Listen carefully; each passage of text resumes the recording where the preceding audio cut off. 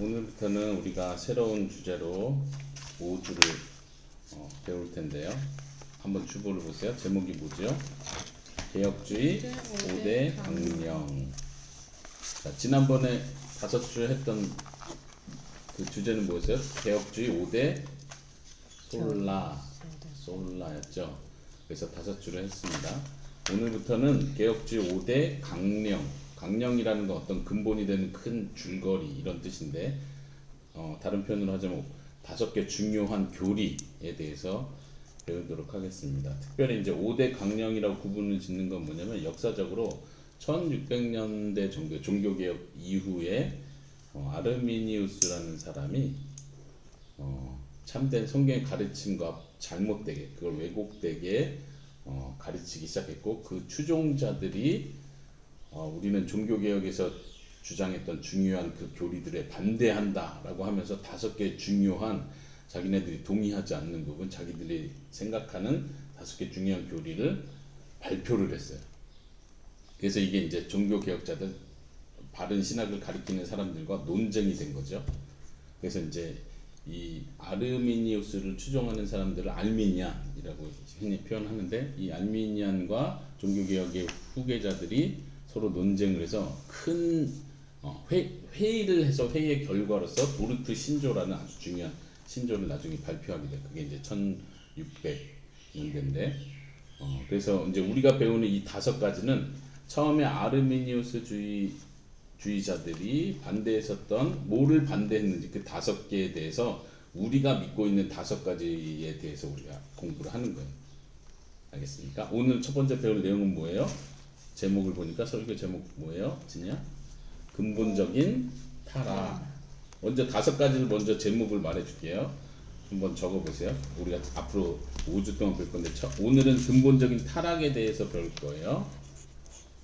타락은 들어봤죠? 죄를 지어서 죄의 결과로 모든 사람이 죄인이 되었다. 이게 타락인데, 근데 이 근본적이라고 표현을 하는 거예요. 이 타락이 그냥 조금 죄가 조금 있는 사람이 됐다, 그렇지만 노력하면 된다, 이런 표현이 아니라 근본적으로 타락했다 이렇게 강조하는 거고, 두 번째 다음 주에 배울 거는 선택에 대한 거예요. 무조건적 선택.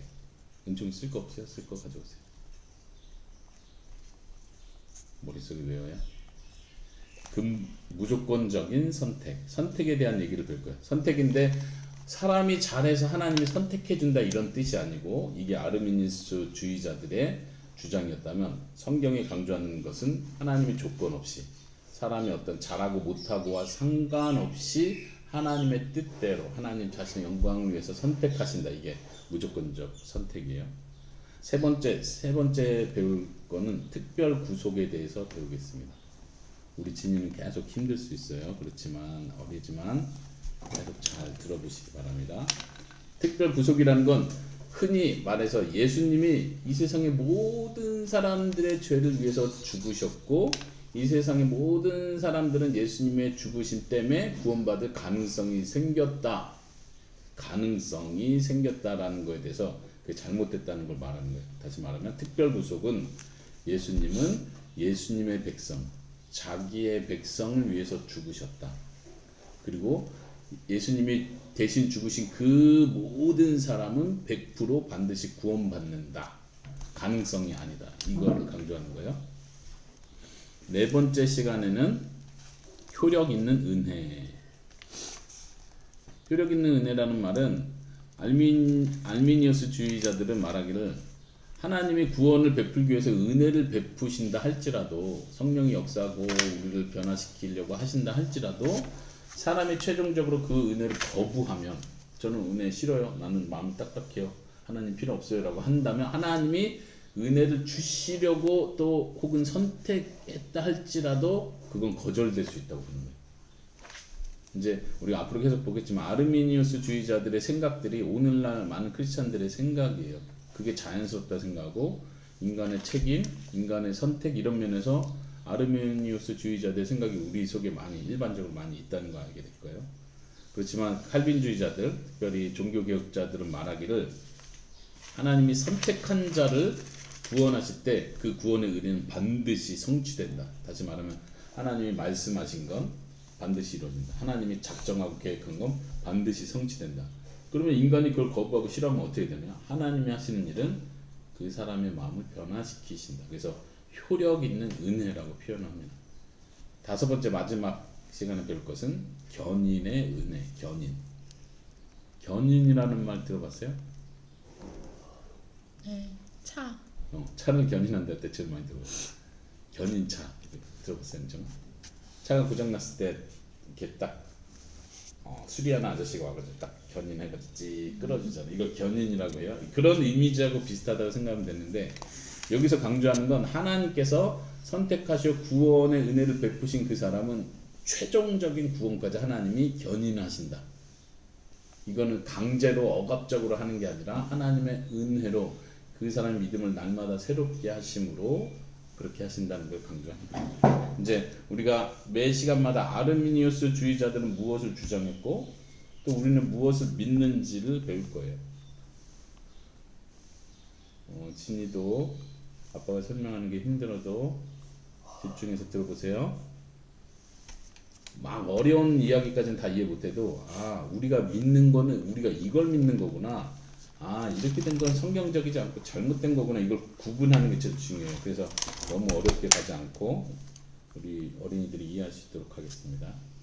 기록을 못해서 화가 났어요? 엄마 거 볼까? 엄마 거 봐요. 또 나중에 하면 되니까. 기록하는 것보다 더 중요한 건 지금 잘 이해하는 거예요. 자, 오늘 읽은 성경 본문을 먼저 한번 보겠습니다. 성경은 우리 사람에 대해서, 사람의 상태에 대해서 뭐라고 말하는지 아까 에베소서 2장 1절부터 3절 읽었었죠. 한번 다시 보세요. 진이. 자, 쓰는 거는 이따 써도 돼요. 천천히. 에베소서 읽은 성경 본문. 자, 같이 따라오세요. 진이야. 자, 한번 1절 다시 한번 읽어주세요. 시작. 불순종과 죄로 인하여 여러분은 영적으로 죽은 사람들이었습니다. 예, 첫 번째 말하는 건 여러분들은 영적으로 죽었습니다. 죽었다는 표현이에요. 아담과 하와가 죄를 졌을 때 하나님께서 뭐라고 했어요? 선악과를 먹지 말라. 그러면 어떻게 된다 했어요? 먹으면 어떻게 된다 했어요? 죽는다. 예. 그래서 우리는 선악과를 먹은 아담과 하와 이후에 태어난 모든 사람은 여기서 표현하는 것처럼 영적으로 죽은 거예요. 물론 개역개정에는 영적으로라는 표현이 없어요. 죄와 허물로 죽었었던 너희를 살렸다 이렇게 표현하거든요. 어쨌든 우린 죽었었다. 나는 살아있는데요. 난 죽은 적 없는데요. 나 죽었다 살아난 적 없는데요. 여기서 죽었다는 표현은 몸이 죽었다는 표현이 아니라 그래서 이제 영적으로라고 쉬운 성경에서 써는 거죠. 몸이 죽었다가 우리가 살아났다는 얘기가 아니라 우린 영적으로 죽은 사람들이었는데 하나님이 우리를 영적으로 살려주셔서 우리가 하나님 자녀가 됐다는 그 뜻이에요. 하나님 믿게 됐다는 뜻이에요. 하나님께서 아담과 하와가 선악과를 따먹을 때 영적인 죽음을 허락하셨어요. 말씀 명령하신 대로 그렇게 하셨어요. 그리고 육체도 그거에 따라 죽게 된 거죠. 그 상태가 우리 인간의 상태다. 오늘 설교 제목처럼 근본적인 타락이라고 말할 때 우리의 상태는 죄를 짓고 나서 아담과 하와의 죄 이후의 타락의 상태는 사람이 영적으로 병들어 있는 상태구나가 아니라 어떻게요? 영적으로 죽은 상태다. 이게 뭘 의미할까요? 특히 첫 번째 교리에서 말하는 건 아르미니우스 주의자들은 기본적으로 생각할 때 우리는 완전 죽은 상태는 아니다라고 생각을 하는 거예요. 그럼 어떤 상태? 우리는 병들어 있는 상태다. 영적으로. 그 죽었다는 것과 병들었다는 것의 차이는 뭐예요? 죽었다는 거는 helpless하게 무기력한. 아무것도 못하는 거죠. 죽은 상태는 그냥 끝난 상태예요. 은총이는 죽은 것과 똑같아요. 죽은 것과 병든 상태는 다시 치유되면 돼요. 그리고 좀 도움을 청할 수 있는 힘은 남아있어요. 뭔가 힘이 남아있는 거예요. 죽었다는 건 아주 무능력하다, 무기력하다, 아예 없다는 걸 말하죠. 말하자면 비유를 하자면 아르미니우스 주의자들은 말하기를 하나님 도와주세요 라는 말을 할 수 있다고 생각하는 거예요.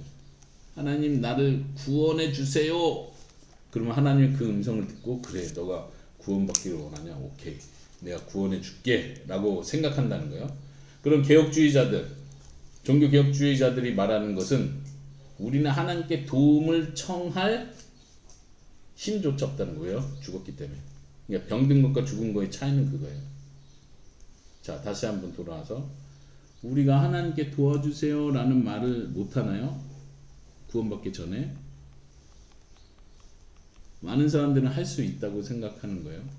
그냥 많은 사람 죽었 상태가 아니라 병들어서 너무 치명적인 병에 걸려서 도와주세요. 주님 없으면 안 됩니다. 이런 상태라고 생각하는 거예요. 근데 그게 아니라 영적으로 죽은 거예요. 왜 그렇죠? 성경 계속해서 그걸 말해요.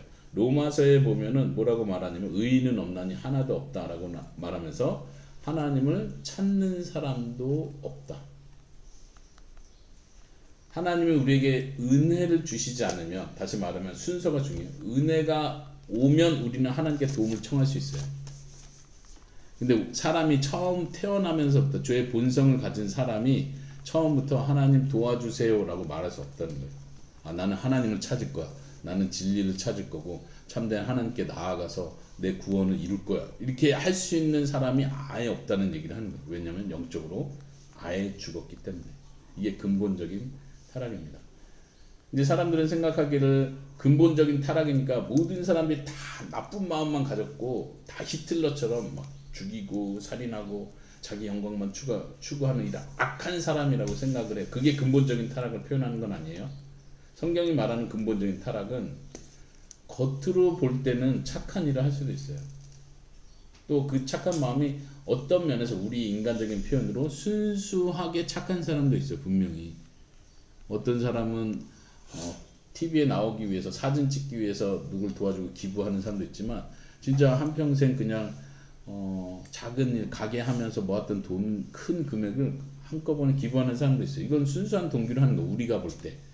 근데 근본적인 타락이고 선을 행하는 사람이 없고 하나님을 찾는 사람이 없다고 말할 때는 하나님 관점에서 말하는 거예요.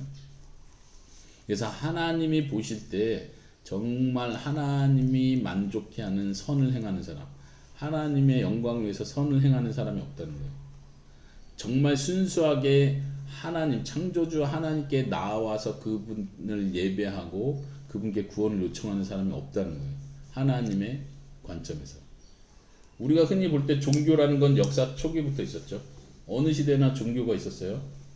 그래서 미신이든 뭐 제물을 바치는 종교든 혹은 누가 교주가 되는 종교든 다 구원을 추구해요. 하나 신을 만들어내고. 근데 성경은 분명하게 하나님을 찾는 자가 하나도 없다고 말해요. 로마서에서. 그건 뭘 의미하죠? 그 말은 이렇게 표현할 수 있어요. 사람은 종교를 만들어내고 하나님을 찾는 것 같지만 하나님이 보실 때, 기준은 항상 하나님이 되는 거예요. 하나님이 보실 때 사람은 그 종교로 도리어 진짜 하나님과 멀어지는 거예요. 자기는 하나님을 나는 하나님 추구한 건데요, 난 진리를 추구한 건데요 라고 말하겠지만 자기가 추구하는 그것 때문에 하나님과의 실질적인 만남을 회피하게 되는 거예요. 진짜 하나님을 만나는 걸 싫어해요. 자기가 만든 하나님, 자기가 계산하고 자기가 이해한 하나님, 신, 그것을 원하는 거죠. 그런 의미에서 진짜로 하나님을 찾는 사람이 없다.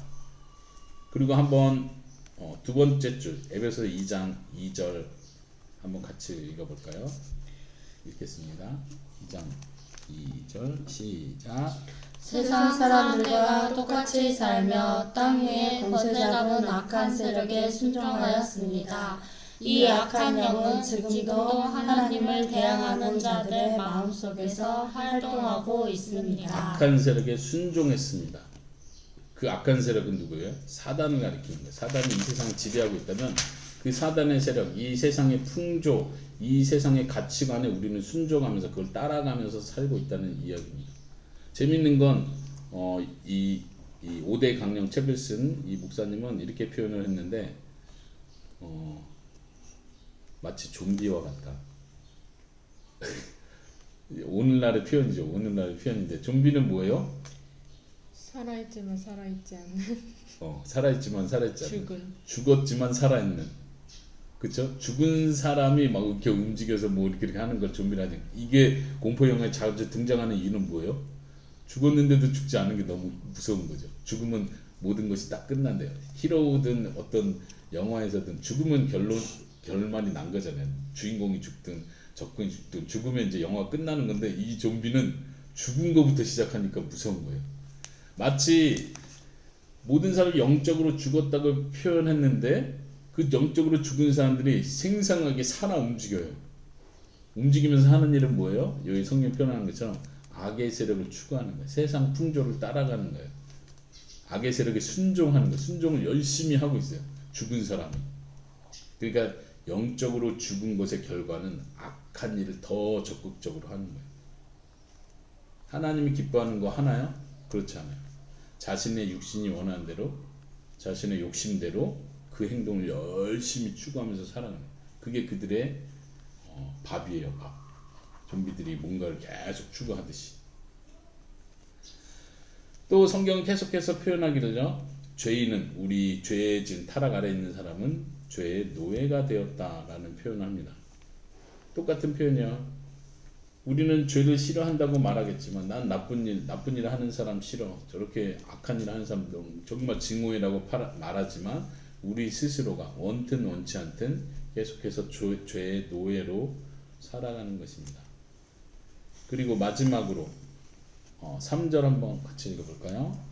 자, 3절 시작. 우리 모두 저들과 똑같이 죄된 본성을 쫓아 행하고 육체와 마음이 원하는 대로 온갖 일을 저질렀습니다.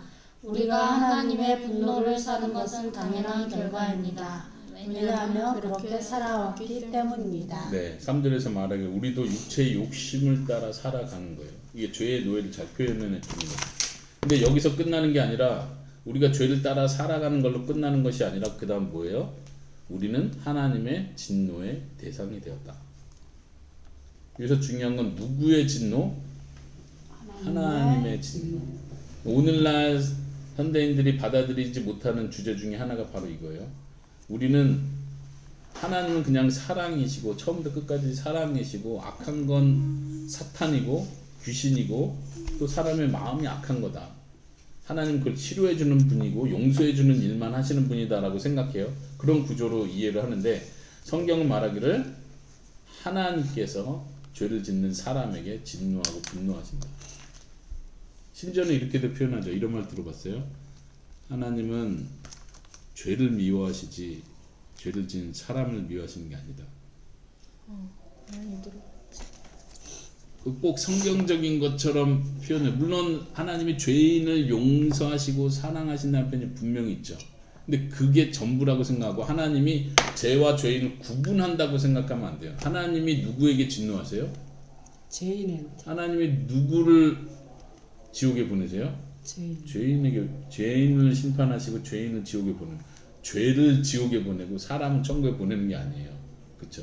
그런 의미에서 하나님의 진노는 죄인을 향하고 있다. 죄를 짓는, 바로 그 죄와 그 죄를 짓는 사람을 향하고 있다는 거예요. 오늘날은 죄도 심각하게 생각하지 않고 하나님의 거룩하심도 그렇게 막 묵상하지 않고 중요하게 생각하지 않기 때문에 하나님의 진노하심, 하나님의 심판도 그냥 이렇게 쓱 뺄 수 있다고 생각하는 거예요. 그러나 에베소서 오늘 읽은 본문에서 말해주는 건 하나님께서 철저히 죄를 싫어하시고 심판하시고 우리는 그 하나님의 진노 아래 놓여 있다는 사실이에요. 오늘은 구원의 이야기를 전체를 얘기하는 게 아니라 첫 번째 주제로 우리가 얼마나 타락한 존재인지를 이야기하는 거예요. 아르미니우스 주의자들은 말하기를 우리는 그 정도로까지는 타락하지 않았다. 그러면서 하는 말은 뭐냐면 우리가 하나님을 선택할 수는 있다. 아까 로마서에서 말한 것처럼 의인은 하나도 없고 하나님을 찾는 자도 없다라고 말했는데, 아르미니우스 주의자는 이걸 그대로 받아들이지 않고 그건 그냥 표현일 뿐이고 실제로 봐라, 우리가 교회에 나오고 성경을 공부하고 예수를 믿겠다 결심하고 이건 다 사람이 하는 행동 아니냐, 사람의 선택이 있고 자유의지가 있는데 그게 아무것도 없다고 하면 어떻게 하냐, 이렇게 가는 거예요. 이것도 굉장히 설득력이 있는 거예요. 그래서 많은 크리스찬들이 이거를 헷갈리는 거예요. 그리고 아르미니우스 주의자들 말이 맞고 그게 더 성경적이고 이성적이고 논리적이라고 자꾸 생각하는 거예요. 그래서 이거에 대한 반박을 하는 거예요. 그래서 먼저 살펴본 건 사람이 얼마나 죄가 심각한지를 보여주는 거예요. 근본적으로 죄를 가지고 태어나고 죽어 있는 상태고 하나님의 진노 아래 놓여진 상태고 로마서의 표현대로 로마서 3장의 표현대로 하나님을 찾는 사람이 하나도 없다. 선을 행하는 자도 없다. 그러니 누가 하나님을 선택하고 하나님을 추구하고 그래서 은혜를 받아낼 수 있겠습니까? 이제 뒷부분 오늘 설교 뒷부분에서는 이 이야기를 하려고 해요. 선택에 대한 것. 그래서 이 종교 개혁이 있기 전부터 중세 시대가 시작되기 전부터 역사적으로 이 논쟁은 꽤 오래된 논쟁이에요. AD 400년대에 펠라기우스라는 사람이 있었어요.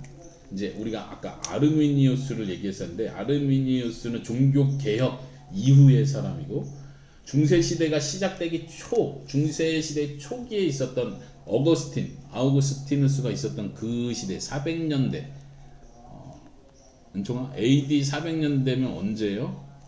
예수님이 태어나시고 예수님이 승천하신 지 약 400년 정도 지났을 때를 얘기하는 거예요. 그러니까 기독교회가 조금씩 세워지기 시작하는 때죠. 그리고 이제 그때부터 중세 시대에 들어가는 거예요. 500년대에서 1500년대를 중세 시대라고 한다면 이제 중세 시대 초기 때 펠라기우스라는 사람이 처음 이런 주장을 하는 거예요. 사람에겐 자유 의지가 있다. 봐라, 사람이 다 선택할 수 있지 않느냐. 내가 먹고 싶은 거, 내가 교회 갈지, 예배 드릴지 안 갈, 내 마음 하나님께 드릴지 안 드릴지 내가 결정하지 않느냐. 그러면서 하는 말이 아담이 처음 지었던 그 원죄라는 거, 그 원죄가 우리에게 다 물려진 건 아니다. 우리도 태어날 때 처음부터 중립적으로 태어난다. 그래서 내가 선을 택할지 악을 택할지는 우리가 태어나면서부터 내 선택권에 달려있다. 이걸 자유의지라고 본 거예요. 그래서 어거스틴과 굉장히 많이 논쟁을 하고 나중에 펠라기우스는 이단으로 정죄를 받아요. 418년에. 그 당시에도 이게 얼마나 잘못된 교리인지를 정죄를 한 거예요. 교회적으로. 큰 교회 모임에서. 근데 이 펠라기우스주의가 나중에 중세시대를 쭉 지나면서 계속 은연중에 들었죠. 왜냐하면 중세시대 자체가 우리가 배운 것처럼 계속 사람의 선행을 강조하고 하나님의 은혜뿐만 아니라 인간의 공로도 필요하고 계속 이런 걸 강조해 왔잖아요. 펠라기우스의 사상이 계속 스며든 거죠. 그리고 종교개혁 이후에 아르미니우스가 계속 이거를 이제 더 드러내기 시작한 거예요. 더 교묘하게, 더 예리하게. 펠라기우스가 좀 극단적으로 강조했다면 아르미니우스는 그래 우리가 원죄를 물려받긴 했다. 그래 우리가 죄의 본성을 가지고 태어나긴 한다. 우리는 은혜 없으면 안 된다. 이것도 강조하면서 아르미니우스는 좀 더 예리하게. 그러나 우리가 예수님 믿기로 결정하는 건 우리의 선택이다. 그거는 우리가 해야 된다. 그래서 마틴 루터가 아니라 그 칼빈의 후계자들이 논쟁하면서 계속 강조한 것은 그것마저도 우리의 최종 선택마저도 하나님의 은혜 없이는 안 된다. 이걸 강조한 거예요. 자유의지에 대해서 얘기를 하면 마틴 루터 때도 종교개혁자 마틴 루터 때도 에라스무스라는 그 당시 굉장히 유명한 사람과 논쟁을 해서 이 주제로 뭐 이건 안 적어도 돼요. 그 다음에 이제 최근에 와서는 우리가 잘 아는 조나단 에드워드가 이 주제를 놓고 굉장히 아주 탁월한 논문을 쓰게 됩니다. 그게 이제 의지의 자유라는 내용인데 의지의 자유라는 내용은 우리 에스더 은총이도 아빠랑 좀 얘기를 해서 이해를 할 텐데 좀 간단히 설명하면 조나단 에드워드가 이 자유의지 혹은 선택할 수 있는 능력에 대해서 아주 잘 설명을 해줬는데 그게 뭐냐면 기억나는지 보세요. 사람은 자기가 원하는 최상의 것을 항상 선택하는 의지가 있다. 마음이 있다. 그러니까 어거스틴이나 마틴 루터가 반박을 하면서 했었던 주장은 의지는 구속돼 있다. 우리는 의지가 자유로운 게 아니라 우리 의지는 노예처럼 이렇게 갇혀져 있는 상태다라고 계속 이런 부분을 강조했다면 조나단 에드워드는 약간 다른 각도에서 보는 거예요. 의지를 정의하는 거예요. 의지는 뭐냐면 이 마음이 원하는 걸 선택하는 게 의지다. 마음을 강조하면서 그런 의미에서 조나단 에드워드는 이 의지는 자유롭다고 말을 하는 거예요. 루터나 어거스틴은 의지가 구속돼 있다. 우리는 죄의 의지를 가지고 있어서 하나님을 선택할 수 없다. 이렇게 표현했다면 조나단 에드워드는 반대로 우리는 항상 원하는 것을 선택한다. 그런 의미에서 의지는 자유롭다고 말합니다. 자유의지를.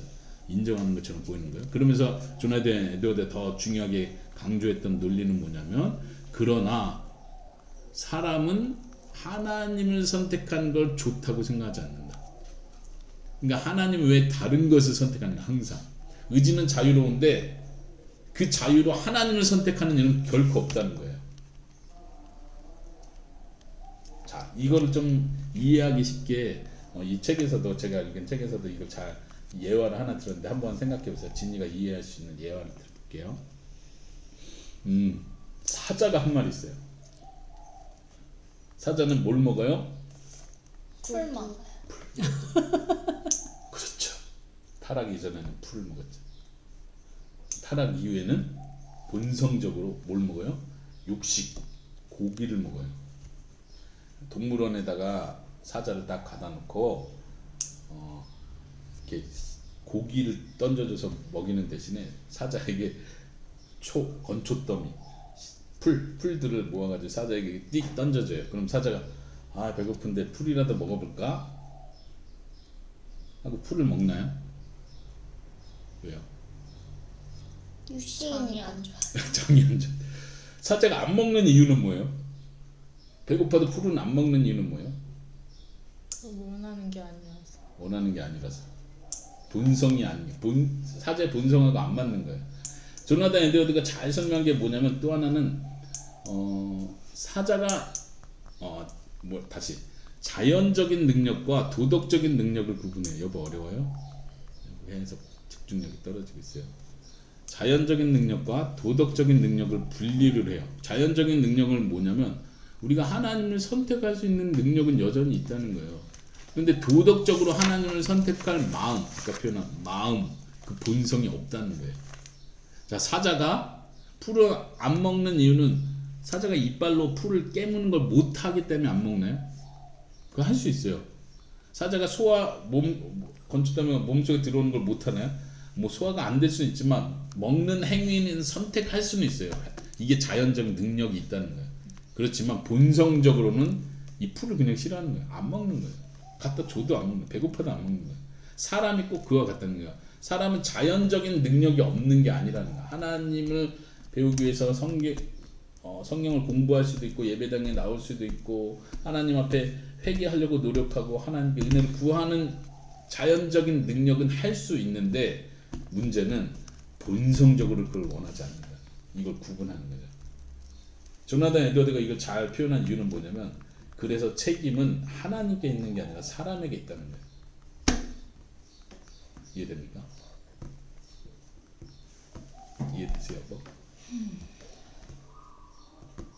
네. 그래서 우리가 기억해야 될 건 인간의 상태가 얼마나 무능력한 상태인지. 사람도 착한 일도 하고 그래도 예수님 배우려고도 하고 교회도 나오고 기도도 하고 하는데요. 그러니까 사람이 결국 선택하는 거 아닌가요? 사람의 타락한 게 그렇게 심각한 건 아니지 않나요? 라고 말하는 게 아니라 성경이 말하는 그대로 하나님은 이 죄가 얼마나 심각한지를 성경에서 계속해서 말합니다. 이스라엘 역사 전체가 그걸 강조하는 거예요. 이스라엘이 얼마나 하나님의 은혜를 베풀어 주는데도 불구하고 민족적으로나 역사적으로나 시대가 흘러도 새로운 세대가 돼도 계속 똑같이 하나님을 예배하고 선택하는 걸 실패하는 걸 보여주는 거예요. 역사를 통해서 성경이 그걸 보여주는 거예요. 죄의 심각성을 보여주기 위해서 구약 전체가 그걸 강조하고 있어요. 그리고 나서 오직 예수님을 통해서만 하나님의 은혜로만 많은 예언자들이 표현한 거죠. 하나님 새 마음을 주실 때 그때에만 하나님의 마음의 할례를 주실 때에만 하나님은 우리를 새롭게 하시고 성령을 주실 때에만 우리가 하나님을 선택할 수 있다는 걸 성경 가르치죠. 믿습니까 여러분? 아멘. 엄청나게 믿습니까? 네. 지금 강조한 이 부분은 여러분들이 아빠의 설교를 많이 들어서 당연하고 쉽고 어렵지 않은 건데요 라고 생각할지 모르지만 이제 앞으로 아빠의 그늘을 벗어나서 많은 교회와 많은 크리스찬들 만나게 될 때 아마 여러분들이 깜짝 놀랄 거예요. 진짜 사람들이 이렇게 안 믿는구나, 이걸 모르고 있구나, 그렇게 생각을 안 하는구나를 아마 충격을 받을 수 있을 거예요. 그래서 아빠 미리 중요한 핵심 교리들을 하나씩 가르치는 거예요. 이건 성경이 강조한 아주 근본적인 거예요. 기초가 되는 거예요. 이 기초가 흔들리니까 구원에 대해서, 은혜에 대해서 모든 교리들이 다 흔들리는 거예요. 사람들이 이걸 안 받아들여요. 여러분들 이것을 제대로 알고 믿으시기 바랍니다. 고린도전서 1장 21절에 보면, 아빠가 읽어줄게요. 고린도전서 1장 21절에 보면 이렇게 말합니다. 하나님의 지혜에 있어서는 이 세상이 자기의 지혜로 하나님을 알지 못하므로 하나님께서 전도에 미련한 것으로 믿는 자들을 구원하시기를 기뻐하셨도다. 하나님 구원하는데 전도라는 방법을 통해서 구원하신대요. 그러니까 우리는 어떻게 해요? 열심히 전도해야 돼요. 근데 이 구절에서 잘 보여주는 게 뭐냐면 그 앞부분, 하나님의 지혜에 있어서는 이 세상이 자기의 지혜로 하나님을 알지 못함으로 전도를 하게 하신다는 거예요. 다시 말하면 사람이 열심히 공부하고 노력하고 진리를 추구하고 종교를 만들어내면서 하나님을 알아가서 구원에 이를 수 있지 않다는 걸 강조하는 거예요. 그렇기 때문에 하나님이 먼저 메시지를 주시고 하나님이 사람을 보내주시고 예수님 보내주셔서 전도라는 방법을 통해서, 다시 말하면 전도는 하나님이 하시는 방법이에요. 하나님이 알려주시는 거예요. 그걸 통해서 사람들을 구원하신다. 왜요? 사람이 자기 지혜로 하나님을 알 수 없기 때문에. 우리가 그래서 마지막으로 오늘 설교에서 적용을 한다면 이 교리를 믿는 사람은 더더욱 열심히 전도를 해야 돼요. 사람이 근본적으로 스스로 구원에 이룰 수 없기 때문에 하나님은 전도의 방법을 사용하시는 거예요. 우리를 사용하셔서 우리가 하나님의 은혜를 먼저 깨달았으니 이 진리를, 예수님을 통한 구원의 진리를 다른 사람들에게 알려주라고 우리에게 말씀해 주시는 거죠. 여기까지 적용할 수 있는 여러분들 될 수 있기를 바랍니다. 같이 기도합시다. 질문? 아니요. 몇 절이야? 아까 읽었던 거 고린도전서 1장 21절. 네, 우리 같이 기도하도록 하겠습니다.